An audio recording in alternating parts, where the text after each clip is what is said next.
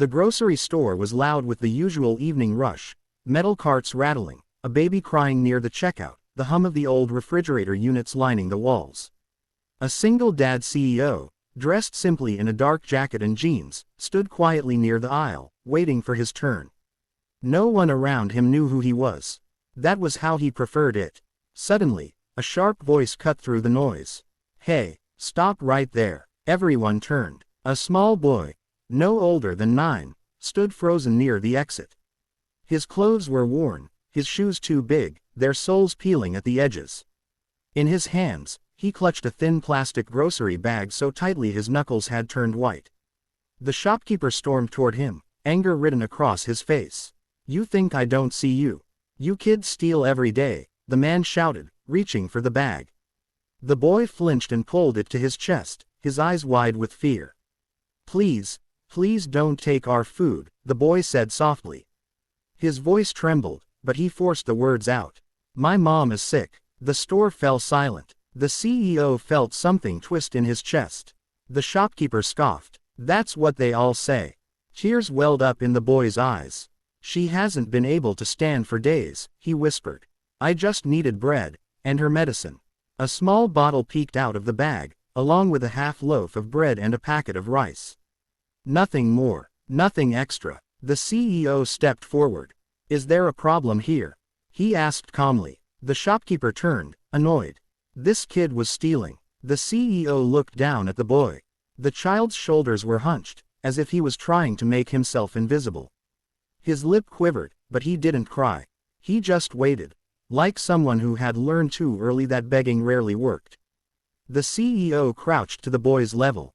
"Did you steal this?" he asked gently. The boy swallowed hard. I was going to pay next week," he said. "I help people carry bags. Sometimes they give me money. I promise." That was it. The CEO's mind flashed to late nights, to his own daughter asleep on the couch while he worked, to the fear of losing the only family he had left. He stood up slowly, his voice firm now.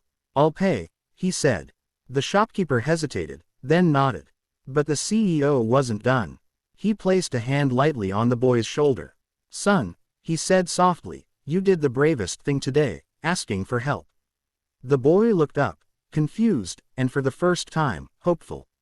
"If you want, I can now." Expand Scene 2, Home Reveal in 450 words.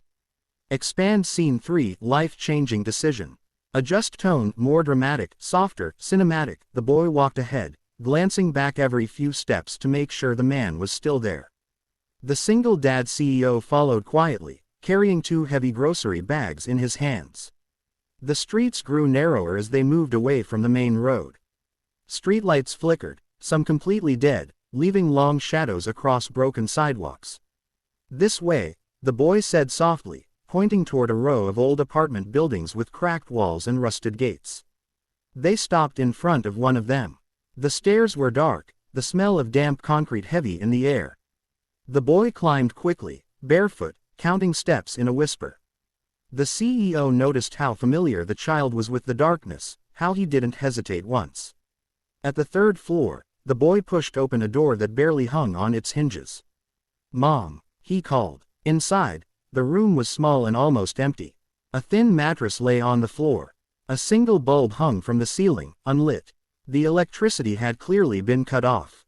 The air was warm and still, filled with the faint smell of sickness and medicine. On the mattress lay a woman, pale and exhausted. Her cheeks were sunken, her breathing shallow.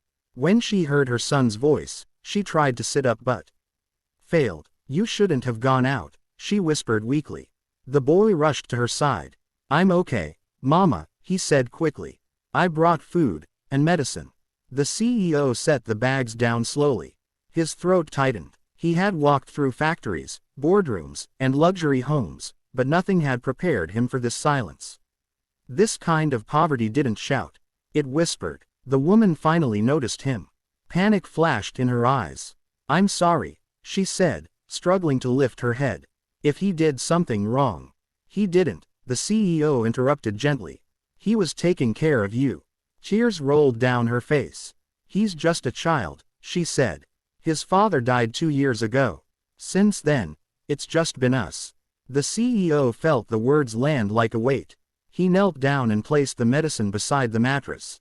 "My daughter lost her mother," he said quietly. "I know what it's like, to be all someone has." The boy watched them both, his small hands clenched together, fear and hope battling in his eyes. The CEO stood and walked around the room, counting the empty cupboards, the cracked walls, the lack of food, the unpaid bills scattered in the corner. No television, no fan, no sign of comfort. When he returned, his decision was already forming. "You're not alone anymore," he said softly. The mother looked up, confused. But the CEO's eyes were fixed on the boy. And in that moment, the boy realized. His life was about to change forever. "If you're ready, I can now write expanded scene 3, 450 words, with the full transformation and emotional payoff. Here is expanded scene 3, approximately equals 450 words, the emotional climax and life-changing resolution." The next morning, sunlight filled the small room for the first time in months. The power was back on. A soft hum came from the ceiling fan as it slowly turned, pushing fresh air through the apartment. The mother stirred on the mattress, confused by the unfamiliar comfort. Outside, a car door closed. The single dad CEO stepped inside, not alone this time. A doctor followed him, carrying a medical bag, and behind them were two assistants holding boxes of supplies, groceries, clean blankets, and medicine. The boy stood frozen near the door, unsure whether this was real or another dream he would wake up from too soon. The doctor examined the mother carefully, checking her pulse, listening to her breathing. "She's weak," he said, "but with proper treatment, she'll recover." The boy let out a breath he didn't realize he'd been holding. That same afternoon, they were taken to a private clinic. For the first time, the mother slept in a clean bed with white sheets and quiet machines humming beside her. The boy stayed awake all night in a chair, watching her chest rise and fall, afraid that if he closed his eyes, she might disappear. The CEO sat beside him. "You did everything right," he told the boy. "You were brave when you were scared. That's what real strength looks like." A few weeks later, everything had changed. The mother recovered steadily, her color returning, her strength growing each day.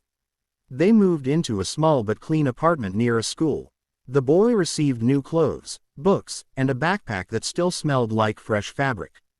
On his first day of school, the CEO came to see him off. "This is your scholarship," the man said, handing the boy an envelope. "It will take care of your education, all the way through college, if you want." The boy stared at the paper, unable to speak. But there was one more thing. At a company event months later, the CEO stood on stage with his daughter beside him. In the front row sat the boy and his mother, dressed neatly, smiling nervously. "Today," the CEO announced, "we are launching a new foundation, named after a young boy who reminded me why kindness matters." The boy's eyes widened as the room erupted in applause. After the event, the CEO knelt in front of him and said softly, "You didn't just change your own life. You changed mine." The boy hugged him tightly. Sometimes, a single moment of mercy creates a lifetime of hope. If you want, I can also rewrite this for Short's voiceover pacing. Create image prompts for all 3 scenes. Write a viral title, description, and hashtags.